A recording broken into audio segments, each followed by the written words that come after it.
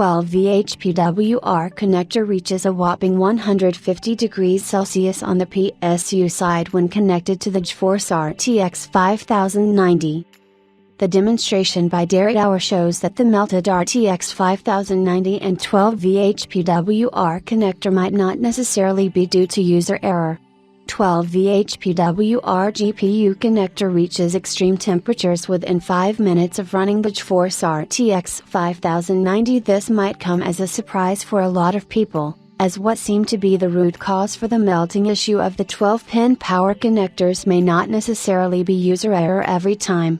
We recently reported the first case of a 12-pin power connector on both the RTX 5090 GPU and cable. It wasn't clear from the details given by the user whether this was due to user error or seeing a third-party cable. Thankfully, the user was able to contact DairyTower, who lives nearby, and sent him the RTX 5090 Fe 12VHPWR cable, and the Asus PSU, which were part of the original setup. To replicate what would have happened, DairyTower used his own liquid-cooled GeForce RTX 5090 Fe and a Corsair 12VHPWR cable and ran the firmware test for a few minutes. Surprisingly, things turned pretty bad in under 5 minutes. As shown by DairyTower through the thermal imaging camera, the cable connectors were heating up like the sun.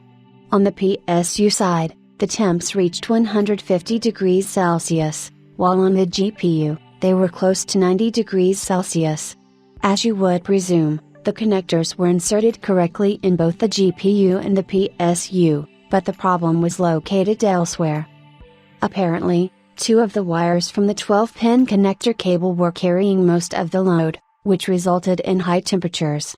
DairyTower showed that the wires were initially designed to accommodate 8 amps of current, but those 2 were carrying over 20 amps each. This is why we saw one of them being melted, as shown by the Redditor. This is entirely because a single 12-pin power connector may not be able to handle all that load, and since the RTX 5090 is already quite power-hungry, such cases may surface in the near future with a 12VHPWR connector.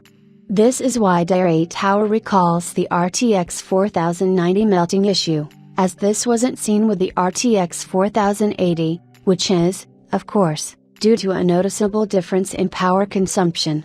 If you think it's because of the poor quality cable and connectors, then this is probably not the case. The modern 12VHPWR cable connector has been investigated under the microscope, and it is as good as some of the best 12VHPWR cables you may find from other major vendors. As you can see, despite using a Corsair 12VHPWR cable, the temperatures were going insanely high. Had he stress tested his RTX 5090 Fe further, the probability of ending up with melting connectors would have been quite high. It looks like the RTX 5090 needs 2 12-pin power connectors to distribute the load on different wires to achieve lower temperatures.